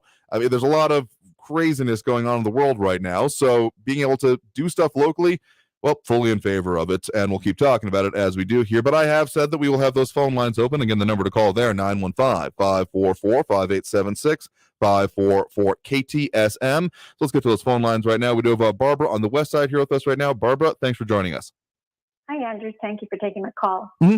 Sure thing. I wanted to piggyback on a conversation yesterday online. There was a gentleman that called regarding the 18,000 per day illegal immigrants that we're preparing for at the border. And so I did some numbers, and what we failed to do yesterday was, if you recall, 1.9 million have already crossed through, and that was through the end of March. And if the next 6 months at the rate of 18,000 a day, that equals approximately 3.2 million. So for fiscal year 22, we're headed to nearer 5 million or more than 5 million with those two numbers put together. But today there's been pushback now in Congress. Manchin in the Senate said that he was against eliminating Title 42. Right. And Kelly and Sinema from Arizona are impressing on the federal government, on the Biden administration, the disaster it would cause Arizona. And McConnell was on the floor too, discussing the gravity of the invasion if they do away with Title 42. And Xavier Becerra, I think he's the HSA secretary, didn't commit or didn't state that, in fact, it was going to be eliminated. But then again, he didn't say they weren't going to eliminate it. He said they're going to leave it up to the CDC. Right. Heaven help us with the CDC, Walensky and Fauci. The second thing I wanted to talk about was on the 19th, President Trump said that he was going to resume oil and gas drilling, but that on federal land, but contractors would have to pay higher fees. Well, under Obama and Biden, the fee was $50 per ton. President Trump dropped that to $10 per ton. ton. So under Obama, contractors are paying $2.8 million per ton of oil drilled. Under Trump, that went down to $562,000. I did some calculations here. Okay, yeah. So, I mean, that's a lot of money, 5 times more than what you were paying to drill, considering the Biden administration promised throughout his candidacy that he was going to destroy the oil and gas industry. And then I heard an interview with a contractor in New Mexico, and he said that to get a permit takes up to 13 months in New Mexico. And he had submitted his paperwork for permit, and they returned it to him because it was misgendered. So now we'll have the woke industry deciding whose permits they're going to accept or not. So they returned his permit. And then they had another contractor in Texas, and he said it takes less than a month. He didn't mention anything about gendering the applications, which is really sad. So not only are they going to have to pay a higher price, now they're going to have to deal with woke people, bureaucrats, to get their applications right. And then we heard just yesterday, or maybe this morning, that President Biden was going to release 1 million barrels of oil a day from the strategic reserve. Well, number one, I wonder what he's thinking or has even decided how they're going to replenish it. But number two, that would be 180 million barrels per day. The thing of it is, total global consumption is 97 million barrels a day. And that's according to the U.S. Energy Information Administration. So there's a significant difference in there. So he wants to do everything that he can to lower the rising gas prices, but he won't authorize our oil industry, the energy sector. He doesn't encourage them. He penalizes them and say, go drill, and then he blames them for rising prices. So rather than to do that, what is he doing? And I looked this up. We were the number one oil producer in 2020, and that hadn't happened since 1991. We were next exporter of energy. And that was since 1991. That's quite an accomplishment under President Trump. But rather than to start up what we were doing, he's going to the number 2 producer, which is Russia. Saudi Arabia is 3. He didn't go to Canada, and they're number 4. I don't understand the hesitancy on Canada. Brazil is number 8. Iran is 9, and Venezuela number 26. That's who he's going to encourage them to produce rather than coming to our own contractors. It's amazing. It's unexplainable. Why is he doing this to us? I mean, there's a lot of that's a longer question I think we have time for in this whole dang show. But to your major point about the way we're looking at it, one point that I do want to point out, whenever we talk about that net energy exporter, that actually came right through our region. We have a number, and there's been more than a couple of local kind of NIMBY, not in my backyard kerfuffles that have happened over some of the gas pipelines, natural gas pipelines that have in our area, because there's a lot of that supply headed right through, the lower valley, Mission Valley area into Mexico, and even, further reaches south from that. That was the major export we were doing, was from natural gas, because we were still consuming even domestically double the production of gasoline than we were seeing locally, because even though we have refining capacity, sometimes the stuff will get shipped here, refined, and then put right back on the boat to go someplace for, well, oftentimes it's point of origin. So that's just the clarification there. So, I mean, yeah, there have definitely been some things from this administration that have caused concern when it comes to just the strategic implications of energy supplies here, unless we were doing a revamp towards natural gas, which, I mean, it has been suggested by some, there wouldn't be technically enough still even then to meet the domestic production, even under the height of the Trump administration. It's just an important clarification to make as we're understanding what we might need to do. And also other questions coming in. Calvin Williams asking, how do we get a woke person to enter the oil industry? Not a joke. How do you? I mean, I think when it comes down to some of the costs and, the money that can be made out of it when it's at its height, I think that solves a little bit of the problem, because even if there's points to be made, that people's, personal predilections and such, money speaks in a lot of ways here. So, I mean, there's more complexity here, but I mean, changing the way it costs here, I mean, we have been seeing those record levels of profits by many oil and gas companies. But now, of course, if they're seeing the much higher prices from them starting new drilling, that might stymie those efforts here. So, yeah, probably dropping that would help. And the whole reduction of the strategic reserve, the whole strategic implications that come from that have more than a couple of issues for myself, I will freely admit here. Okay, I have a question. Did I understand you to say that we were exporting what we had imported? Well, and that was it calculated in the numbers, because according to the U.S. Energy Info Administration, fortunately I wrote this down. They said in 2020 that we exported 8.5 million barrels per day.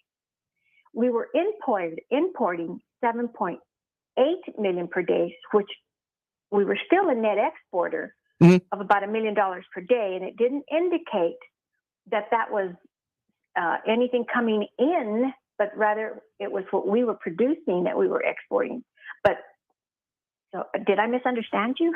So essentially, sometimes there's a revolving door happening that that countries will essentially use the U.S. refining capacity. So there's lies, there's damn lies, and then there's statistics. Depends on exactly how you chop it here. I think I've looked at those same numbers previously, and I don't remember offhand if it does include the imports and exports, where it's essentially they're coming here, they're refining it, and then they're taking it back out because they just don't have their own domestic refining industry. Essentially, there's a lot of that here in the U.S. that is done that just goes straight back out to sea, essentially here. So I'm not entirely positive if it's within that number, but you also got to remember when we're talking about crude, barrels of oil, that goes into so many products here. So, and natural gases can be something extracted from that, but we also have natural gas. So I guess we're talking about two different numbers here is really what comes down to, both raw production of materials, but then, there are natural gas only wells that may not necessarily end up in that whole barrels of oil kind of calculation, but it is included in the net exporter of energy calculation, if that makes sense.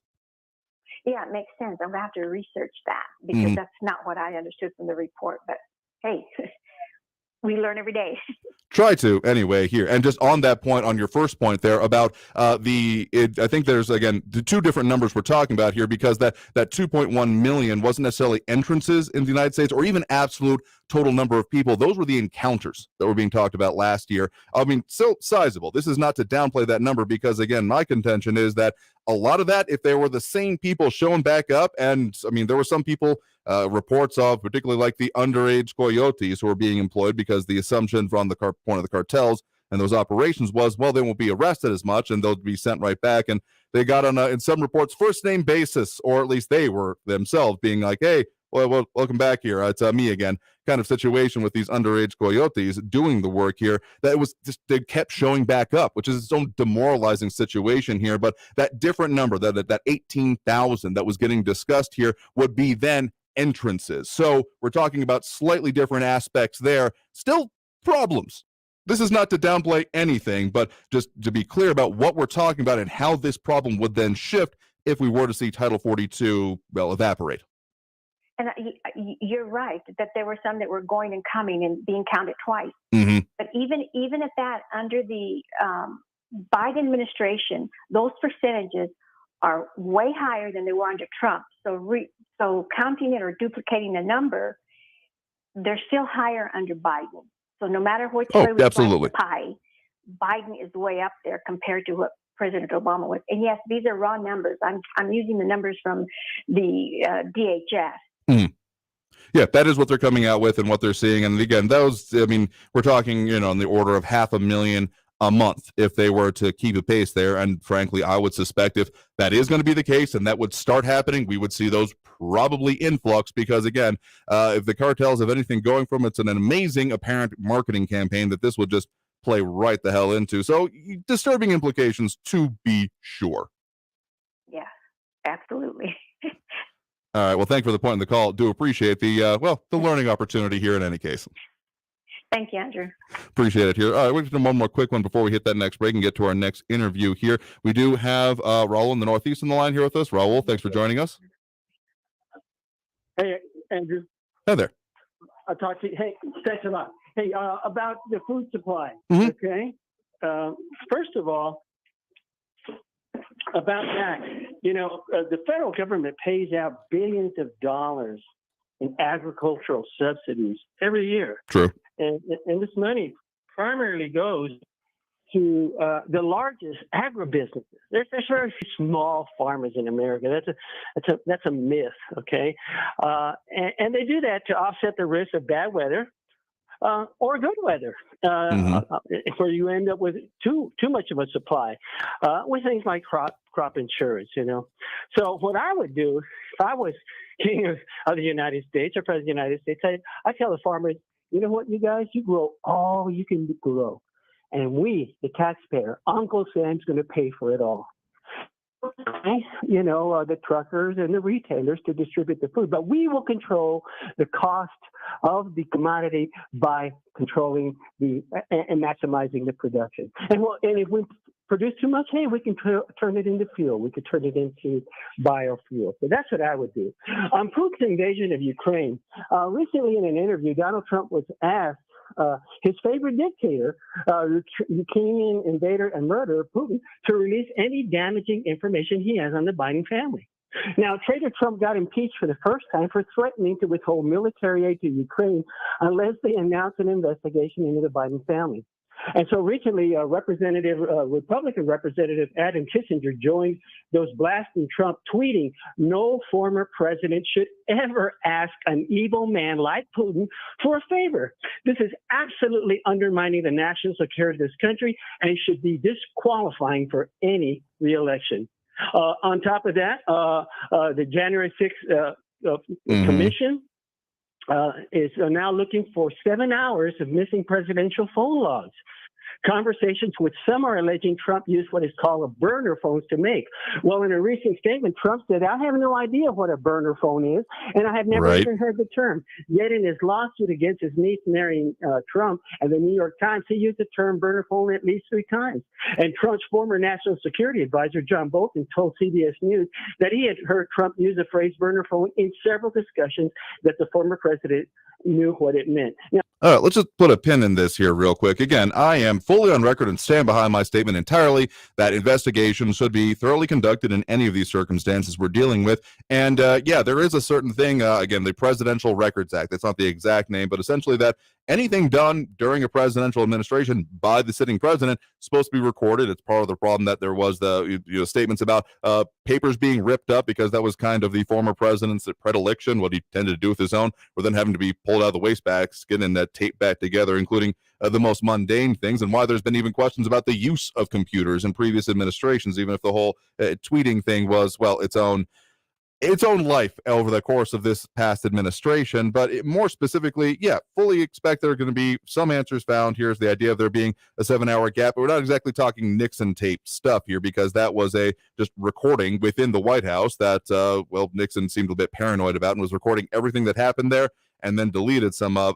So it's kind of a different situation we're talking about here, but fully support there being investigation into and getting to the bottom of all of this so that we can put this to rest.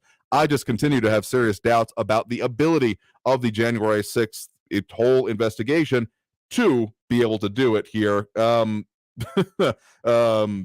Kissinger, Deborah Frere mentioning over here. So, I mean, again, I fully support investigation into the other things that we discuss here that need to be investigated, because that's what's supposed to be done here. But assuming the political outcomes of it and the implications of it here seems premature at best from my standpoint here. So thank you for the point in the call. Overdue for that next break here. Again, coming out of this next break, we're going to be talking with the West Texas chapter of the Alzheimer's Association about an upcoming event that will be supporting them. So stay tuned. More Talk El Paso here on News Radio 690 KTSM. Stay tuned.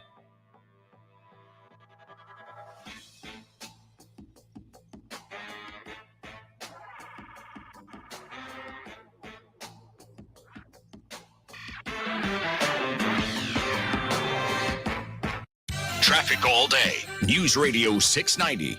Alameda Avenue eastbound in the Low Valley, a 5-vehicle crash has closed all lanes. Alameda eastbound at Bovey. Expect major delays there and detours in the area. I-10 eastbound at Prospect. An accident is still blocking the right shoulder. Loop 375 southbound at North Loop. I have a crash reported there. Carrie Edwards, El Paso traffic. This report is sponsored by the maker of NexGard Afoxolaner. NexGard Afoxolaner is monthly flea and tick protection that's #1 vet recommended and #1 dog preferred. Use with caution in dogs with a history of seizures or neurologic disorders. Ask your vet or visit nexguardfordogs.com to learn more. The True Crime Podcast, What Happened to Sandy Beale, investigates the alarming death of a young woman who dreamed of a career in law enforcement. Journalist Melissa Jeltsin untangles the mystery at the heart of the investigation, revealing a troubling pattern by officials close to the case. I didn't take any of that crap because I could tell that they were hiding something. Listen to What Happened to Sandy Beale on the iHeartRadio app or wherever you get your podcasts. Hey, spring is here, and the warmer weather means you've got a lot more going on. Don't let COVID get in the way of any of it. COVID vaccines offer the strongest possible protection now and from long-term side effects in the future. Protect yourself and your plans. We can do this. Find vaccines near you at vaccines.gov. That's vaccines.gov. Paid for by the U.S. Department of Health and Human Services. Paid for by government.com. Have you heard? The United States Mint has issued the Morgan Silver Dollar for the first time in 100 years. Not only that, but they are also minted in 99.9% pure silver for the first time ever in history. Coin experts are calling this an amazing opportunity for anyone that knows the enduring popularity of Morgans. But you must hurry. Only 175,000 legal tender silver dollars were issued. These Morgan Silver Dollars are brand new, bright and shiny legal tender coins minted by the iconic Philadelphia Mint. Just call 1-800-221-1215 and you are guaranteed a new 99.9% pure silver Morgan dollar. The first time in history this has happened, but with limited quantities, you must call now to order. To learn more, call 1-800-221-1215. If you order now, you will receive a free collector bonus, a $25 value free with every order. Call 1-800-221-1215 now to secure your new Morgan Silver Dollars before they are gone. That's 1-800-221-1215. News Radio 690 KTSM. Live from the KTSM AM 690 studios, it's Talk El Paso with Andrew J. Polk. To be a part of the show, follow on Facebook at facebook.com/Talk El Paso. Now here's your host, Andrew J. Polk. Welcome back here to Talk El Paso, airing on News Radio 690 KTSM. I'm your host, Andrew J. Polk. Thank you for joining us, however you may be doing so, be it on air, online, live streaming through the free and reliable iHeartRadio app, or joining us over on the various social media pages, Facebook, YouTube, Twitter, and Twitch. Joining me now here in the studio, we have Michael Tipton with the West Texas chapter of the Alzheimer's Association. Thank you very much for joining us today. Andrew, it's always a pleasure. Absolutely here, because, talking about the events going on in town and the important causes is always on deck here, and we have a kind of crossover of a couple of them here. So we have an event that is coming up in this next week here, and that is going to be the Mission Valley Family Festival Series Low and Slow Barbecue and All Car Show. Important change of the name there. Yes, not just lowriders, all cars. That means I might just register my Mustang. I'll have to clean it up, take the top down, make it look somewhat presentable. Absolutely. I'm also intimidated by it because I've seen some of the cars. Dan has been putting up the pictures on the Facebook page. And you've got like some really nice Chevelles, some old school Camaros. And then here I am with my 08 Mustang GT thinking that I can, at least aesthetically compete with these guys. Mustang stuff, I think it's called. Yes, I mean, I love my car. I'm like one of the few, guys that just loves Mustangs the way that I do. And I feel inadequate because I'm a part of another group that has like all these SVTs, like Salines and, just really awesome Shelbys and Roushes and all that. Here I am again with my stock Mustang GT convertible. Again, you could do worse, but again, so the event that is going to be coming up here, that is the date itself actually going to be this coming Saturday, April 2nd at 11 a.m. down at the Economy Wholesale Grocers Cash and Carry in the Mission Valley here. And if people want to find out information about it, best place to do so would probably be over on the Facebook page, facebook.com/Thrive915 Food Fest, partner of the show here as well, putting that on here. So as you mentioned, Dan, the owner and chief administrator over there for all that kind of stuff, putting this on, continuing with their more event series, because we've talked a lot on this kind of programming about the ravenous nature of people wanting to get out and do stuff, and this is definitely a part of it here. Again, the April Fools, not quite April Fools because it's April 2nd there, but I like the idea of it, and of course a lot of what's going to be going on there is going to then be to benefit the Alzheimer's Association. Yeah, so a part of the registration fee for the cars whenever they join and a part of the ticket sales are going to be coming to the West Texas chapter of the Alzheimer's Association via a TLD, the longest day fundraiser. we're ramping up on the Alzheimer's Association side. We're ramping up, getting ready for the longest day, the summer solstice. It's going to be June 21st this year. So we're just, trying to do as much events leading up to that date to try again to raise as much funds as we can, mainly for research purposes here in El Paso, especially for support groups, caregivers, and things of that nature. The coolest thing about this festival series, though, that Dan's putting on, that Thrive 915 is putting on, is that they're going to have a ton of food trucks out there, right? You'll go to a lot of festivals, they'll have 1 or 2 food trucks, not a lot of options. There's a long line. They're going to have 10 food trucks out there. One of the ones I'm looking forward to, because as you know, I love me some barbecue, is Bucko's Texas Style Barbecue. I'm looking for them, and Skinny's Barbecue, which I feel is an oxymoron. But it's cool to see that amount of vendors going out there, food trucks. There's going to be over 30 vendors at this event as well. And of course, the car show. I mean, cars are always a draw. So you go out there, you check out the cars, you get some food, you check out some of the stuff the vendors have, and of course, check out Economy Wholesalers, because this is a new location. I'm from down in that area, right? Like I'm from down in Socorro. This is right off of Zaragoza, reminding me of like my home roots. This used to be a Kmart, a dirty, dingy, ugly Kmart. I've driven by there before. Now that it's an Economy Wholesalers, and it is bright and vibrant. I was not expecting it's the brand new LED lights and like this dimly lit area, so it kind of catches your eye. And it's just a beautiful place, a beautiful location. Of course, down in my neck of the woods, so I'm happy about it. The food trucks, the vendors, all the stuff that we've got going on, and of course, the component helping to raise money for the West Texas chapter of the Alzheimer's Association. Very important. We're going to have a booth out there as well. We'll be handing out materials, the 10 signs to look for in somebody who might be suffering with Alzheimer's and dementia. The main thing here that we want to, try to get out to the city of El Paso is it's not just old age. It's not just forgetting.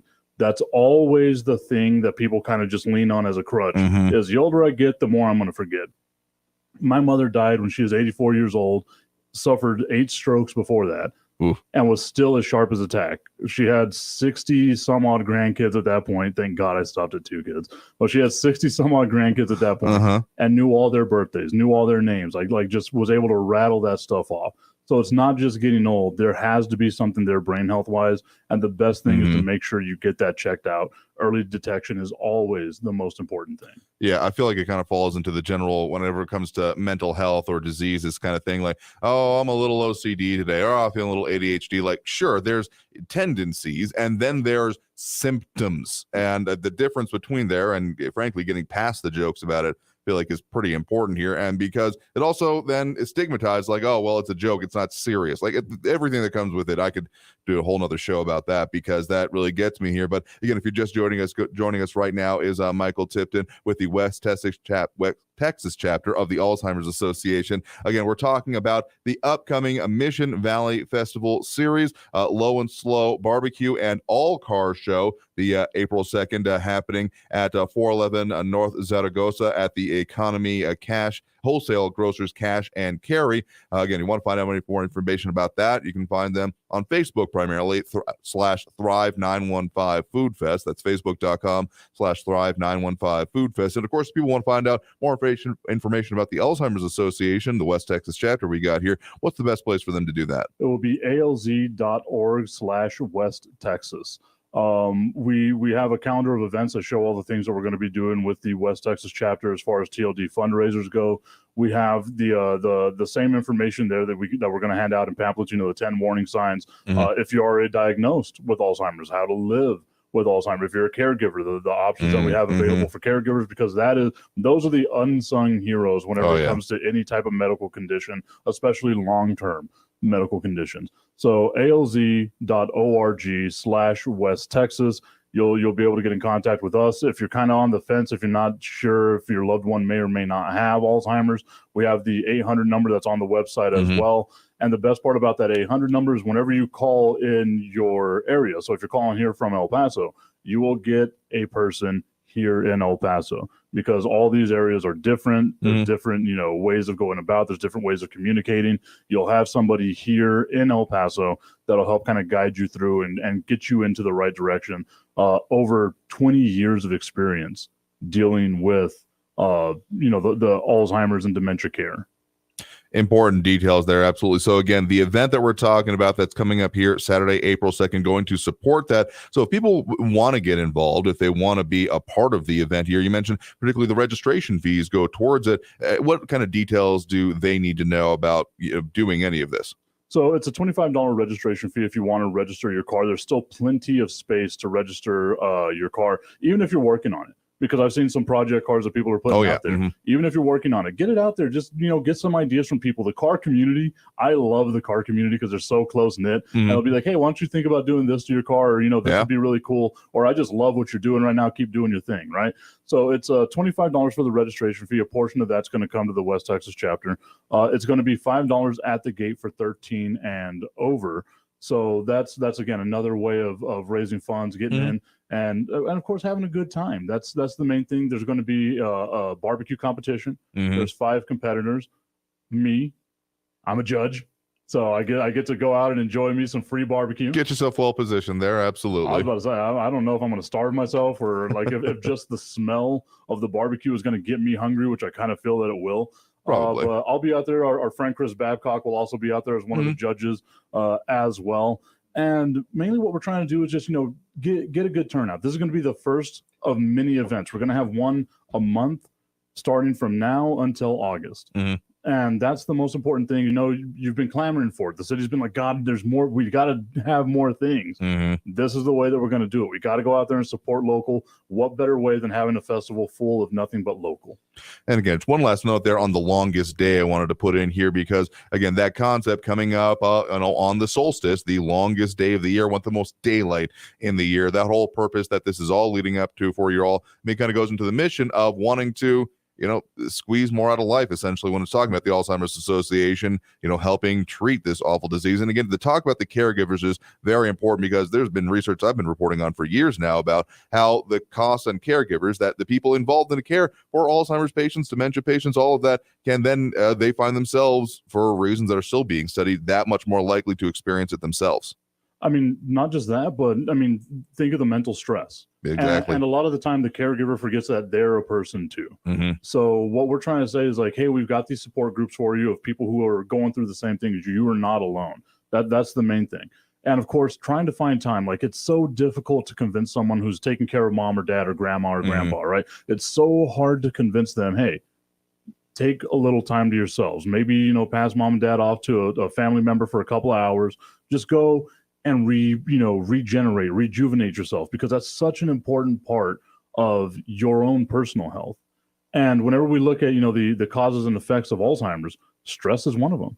And it's not to be nihilistic about it, but it is a death sentence because we don't have a cure right now.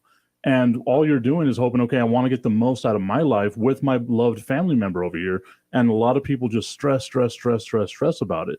You've got to be able as a caregiver to kind of take a step back once in a while, reevaluate things, get refreshed, and then, go back at it again. You don't need to sit there just stressing yourself out. That whole self-care phrase that gets thrown around a lot literally is an important part of being a caregiver. Taking care of yourself, to put it another way, is very important here. And the most important thing to remember about what the caregivers do is a lot of them give up their careers. A lot of them give up, their life that they had, because it is a 24-hour job to take care of somebody with Alzheimer's and dementia.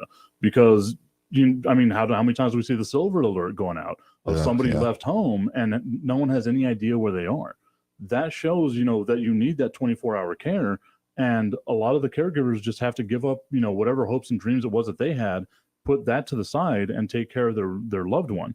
And again, that stress is out there. That self-care is the most important thing, especially for someone who is a caregiver to somebody. So again, the event that is coming up here, the Mission Valley Family Festival Series, the April Fool's Low and Slow Barbecue and All Car Show, happening April 2nd at Economy Wholesale Grocers at 411 North Zaragoza. Again, to find information on all of that, best website to go to, best Facebook page is facebook.com/Thrive915 Food Fest. And again, for any information about the West Texas chapter of the Alzheimer's Association, alz.org/West Texas. Again, been joined here in studio by Michael Tipton with the West Texas chapter of the Alzheimer's Association. Thank you very much for talking with us about this event, the importance of it, how it goes to support local organizations, and what you all do here today. Andrew, thank you for what you do as well.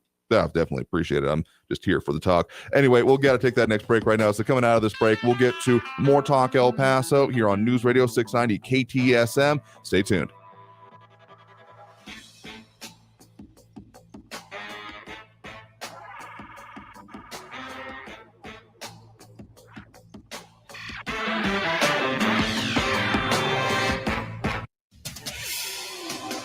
El Paso's News Radio 690 KTSM. I'm Selena Madrid with your CBS 4 Morning News Update. After nearly 7 years, the city of El Paso has now settled with the family of a man shot and killed by a El Paso police officer. The lawsuit filed by the family of Eric Salas Sanchez back in 2015 has finally been settled for $1.2 million. The family's lawyers said that EPPD officer Mando Gomez responded to a burglary call at their neighbor's house back on April 29, 2015. And that's when officers shot Salas Sanchez 3 times in the back, killing him. The lawyers say the case brought up issues within the police department and within city leadership. The city says since the incident, it has made numerous improvements within the department. And always remember, you can stay up to date with the latest news all by signing up for our CBS 4 newsletter. It's easy and free to sign up. Just go to cbs4local.com, enter your email address, and from there you will start receiving our daily news updates. News Radio 690. Traffic all day. A 5-vehicle accident in the Low Valley is blocking all lanes on Alameda Avenue at Bovee. Traffic is exiting and following the detour signs there. I-10 eastbound at Prospect, a crash there is blocking the right shoulder. Loop 375 southbound at North Loop, an accident reported. An injury accident with medical crew on the scene on North Kansas Street, just south of Schuster at River. Carrie Edwards, El Paso traffic. Severe Weather Center, this is Chief Meteorologist Sandra Diaz. Looking ahead at our forecast tonight, it should be a very nice night. A bit on the cool side with our temperatures eventually dropping it back into the 40s, but those winds will be less than 10 miles an hour out of the south-southwest. For your day on Friday, we've got more of a westerly wind, and that's going to help to, once again, warm things up. So look for highs in the lower 80s, and we'll keep that warming trend going through the weekend before our next wind maker moves in to kick off next week. This report is sponsored by Lowe's. Sign up for Lowe's MVP's Pros Awards and Partnership Program and get exclusive rewards to help level up your business. Program subject to terms and conditions, valid through 12/31/22. See Lowe's.com/L/Pro Loyalty terms, subject to change. The El Paso Community Foundation supports the causes you feel passionate about here in the borderland, whether it's education, social services, arts and culture, the environment, health, or economic development. The El Paso Community Foundation has been promoting philanthropy and progress in our hometown region for more than 45 years. Make your mark with us. Start a fund today for good, for El Paso, forever. Learn more at epcf.org. That's epcf.org. Hi, Phil Swift here. When that next storm is barreling down, get prepared with the Flex Seal family of products. Floods can destroy your home. Push Flex base deep into cracks and holes to help prevent flooding. Seal doors and windows, patch leaky roofs and downspouts. Remember, when that storm is coming your way, keep your family safe and dry. Be prepared with the Flex Seal family of products. Available at flexsealproducts.com and fine retailers. Talk El Paso, weekdays at 4 on News Radio 690 KTSM, breaking down the impact of the news on the borderland and beyond. Brought to you in part by Mission Del Rey Southwest, Souvenirs, Gifts, and Decor. That's Talk El Paso, Monday through Friday, 4 to 6 p.m., right here on News Radio 690 KTSM. The number one pick is in. Wendy's Breakfast, the official breakfast of March Madness. Choose your starting lineup, like the Breakfast Baconator or Honey Butter Chicken Biscuit, and enjoy oven-baked bacon, fresh cracked eggs, seasoned breakfast potatoes, and Simply OJ. Choose wisely, choose Wendy's. This report is sponsored by Wendy's Breakfast. News Radio 690 KTSM El Paso. Live from the KTSM AM 690 studios, it's Talk El Paso with Andrew J. Polk. To be a part of the show, call 915-544-KTSM or follow on Facebook at facebook.com/Talk El Paso. Now here's your host, Andrew J. Polk. Thank you all so very much for joining us here for Talk El Paso, airing live on News Radio 690 KTSM. I'm your host, Andrew J. Polk. Thank you for tuning in, however you may be doing so, be it on air, online, live, streaming through the free and reliable iHeartRadio app, A lot of comments we got coming in here. Calvin Williams, RJ, and more. A lot of calls as well. We're going to get to squeezing everything we can here this show. We squeeze in a lot this show here, and I just want to point out we recorded that interview with the West Texas chapter of the Alzheimer's Association before, well, the Oscars. Let's just put it that way. We've kind of avoided that subject on this show because it's a little hard to drill down, well, during the week. But I had a separate conversation, actually, on the disability side of it. If you want to find it over online with the No Vision Internet Dialogue Radio, I'll post up the link over there on our Facebook page here in a minute there. But with George Zavala and also Dorothy Sissy Bird talking about some of the implications out of it here, just kind of a different format, a little bit different than what we do on this program. Was happy to have that conversation with him. But let's get back to those phone lines right now here. There's a lot of people hanging out there patiently. So we got Peter over in Central. Here, Peter, thanks for joining us. Hey, Andrew, thank you for taking my call. Sure thing. What's on your mind? Well, I hope El Paso gets out and supports the Alzheimer's initiative there because it took my father way before his time. I want to throw that. That's not what I called for, but that came up while I was waiting on the phone. It's a brutal disease. It's miserable. I just want to ask a question of our two serial killers in the Northeast. Now they love to call in and blame the woes of Earth of all mankind on their person, on Donald John Trump. I believe it's Raul Castro and Barney Fife. I think that's their names. Anywho, I have a question for these two gentlemen. One question: if they could maybe have one moment of intellectual honesty and stop spouting talking points from the HuffPost and the Lunatic View.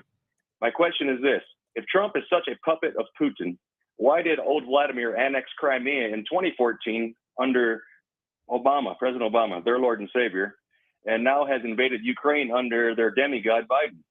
Just a simple question. Yet under the 4 years of the Trump administration, whom they claim to be a tool and useful idiot of the Russian government, Putin behaved like a cowed little schoolyard bully in the face of strength and resolve. Just a question. And I won't even get into all the millions of dollars the Biden crime family has harvested from Ukraine, China, and the Russian paper play schemes while Biden was the VP. So will either one of you good old little CNN brown shirt commies without one iota of original thought between your ears give me a reasonable answer to my query? I somehow doubt it. Brace yourself, boys. November is fast approaching. Absolutely is. So make sure everyone registered out to vote there, just as a side note on that. Absolutely. But anyway, they call in all the time, and they have a one-track mind. I just would like them to answer that question next time they call in. They can just give me an answer to that simple question. I appreciate it. Yep, sure thing. I mean, we put a lot of points out here, and we get to some of them in due course. I mean, I have my own opinions on that, but we'll leave that hanging out there for those of the persuasion desiring to answer that. So appreciate the point in the call. Yes, sir. Thank you. Have a great day. You too as well here. Let's get to a couple more calls here before we have to hit that next break. We do have Harry on the east side here with us right now. Harry, thanks for joining us. Yes, good afternoon, El Paso, and good afternoon, Andrew. I know I'm not supposed to get personal, but I can't help myself. I just want to make a couple comments. That gentleman that was on for that support group, for that Alzheimer's group, we need to support things like that. That is the kind of things that we enjoy in El Paso. And I'll tell you something else. Pfizer this summer has come out with a procedure, and I assume it's a pill, that it looks very promising for the Alzheimer. And as he said, currently there is no cure. But Pfizer has what we call a promising trial that will come out this summer. So let's hope it works. Indeed. My next comment is Barbara did real good today. She should be our border reporter. I appreciate her comments. She does a lot of research. She's just not blowing smoke, and that is good for the program. Also, Raul made a good argument today. Everybody wants to get on Raul, but this last caller did it correctly. He intelligently presented the opposite side of the argument, and that's how we should be doing things in this country. Now, my real reason for calling is the El Paso food program. Andrew, El Paso is the most generous giveaway city that I could even ever imagine being in or being around. We are good at that. My question is, for the food line, I saw them on television. People look to be well dressed down there getting their food. Who determines the eligibility? Who determines? I'm sure there's people there that don't need to be down there collecting food boxes.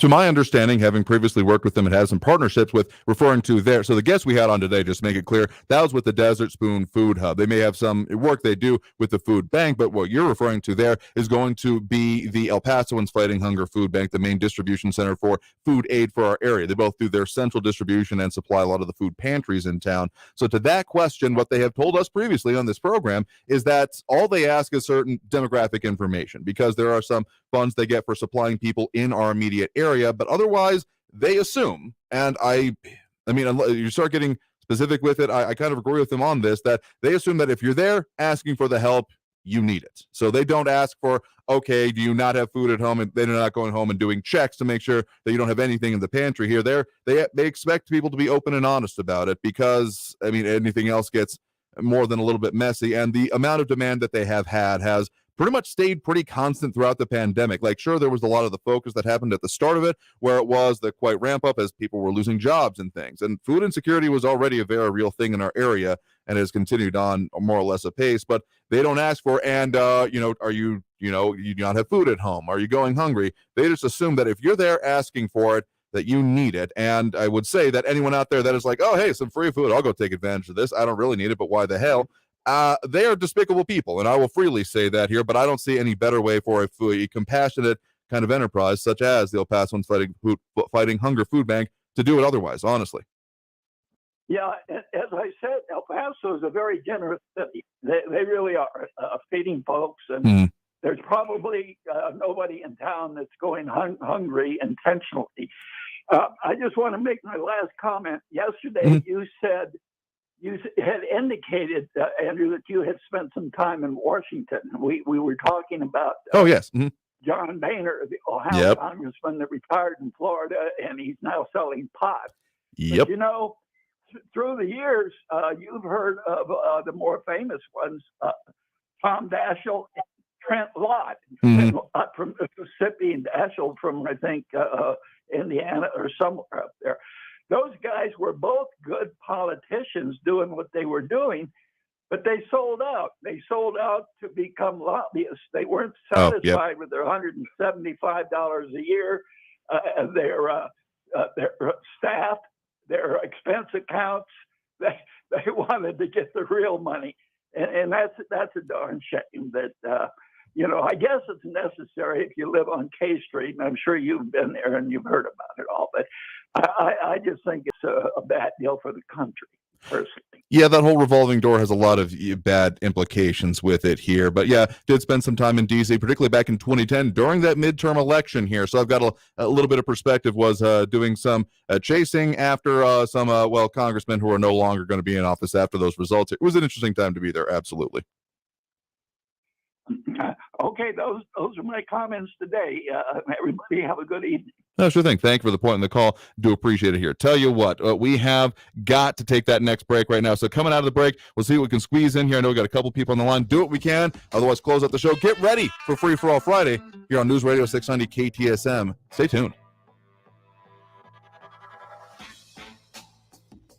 Traffic all day. News Radio 690.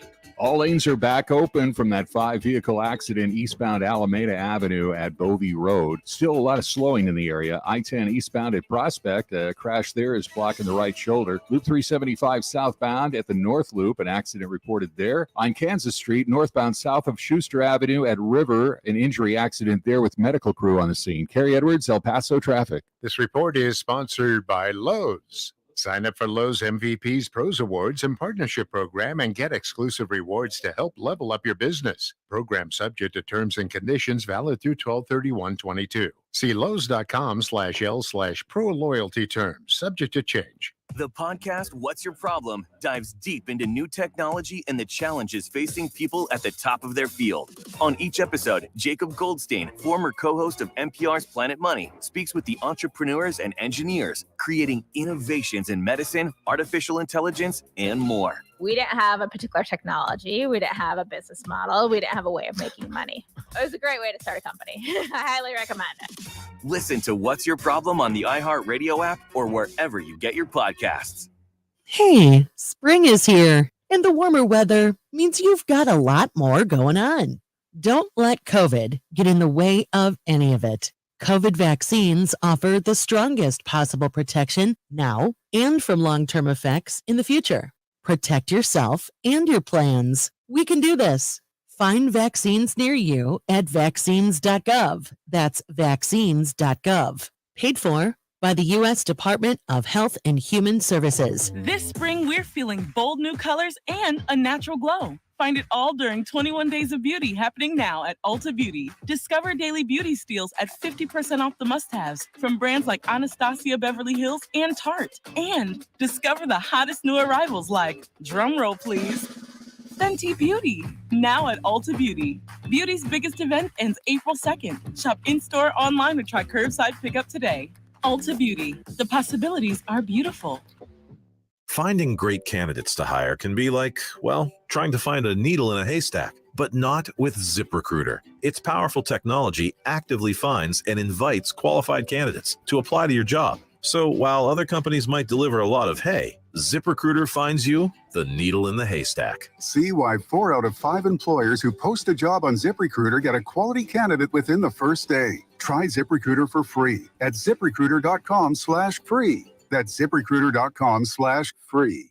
El Paso's News Radio 690 KTSM. Live from the KTSM AM 690 studios, it's Talk El Paso with Andrew J. Polk. To be a part of the show, call 915-544-KTSM or follow on Facebook at facebook.com/Talk El Paso.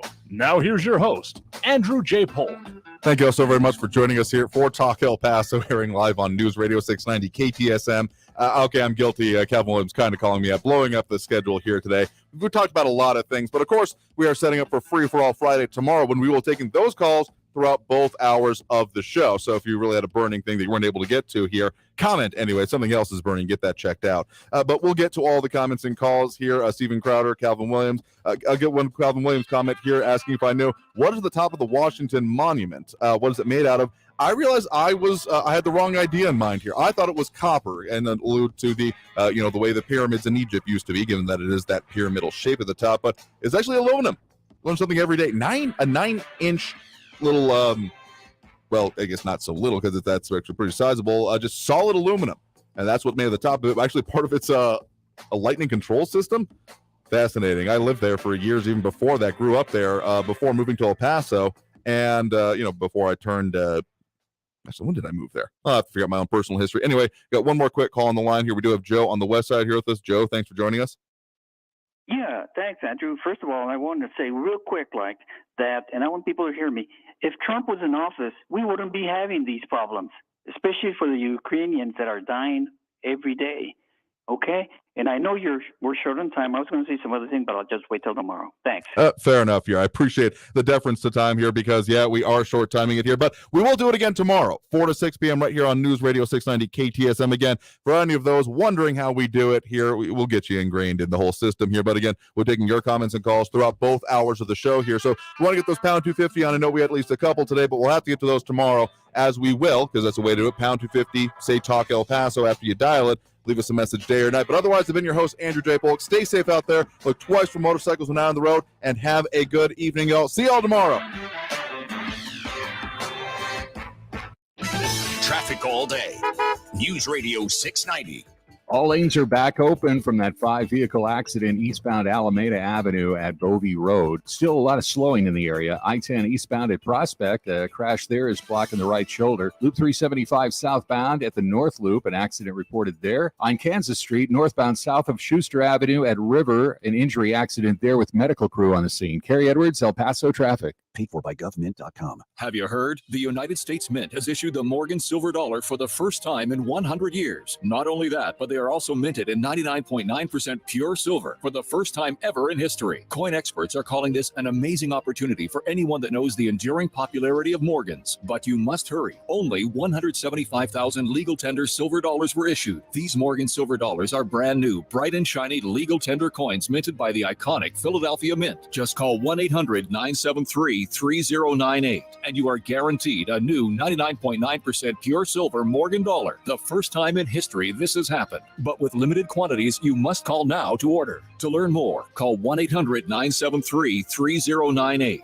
If you order now, you will receive a free collector bonus, a $25 value free with every order. Call 1-800-973-3098 now to secure your new Morgan silver dollars before they are gone. That's 1-800-973-3098. Freedom of speech lives here. To me, freedom of speech is being able to say anything you want. El Paso's News Radio, 690 KTSM. Portions of the following program were pre-recorded. Text and work. Text and pretend to work. Text and act surprised when someone calls you out for not working. Who, me? Text and whatever, just don't text and drive. Visit StopTextsStopWrecks.org. A message from NHTSA and the Ad Council. Always just minutes away from the latest news around town and around the world. It's important to know what's going on, especially around the world. News Radio 690 KTSM. KTSM AM El Paso is News Radio 690, an iHeart radio station. News on the hour and the half. Traffic and weather all day. News Radio 690 is KTSM AM El Paso, an iHeart radio station.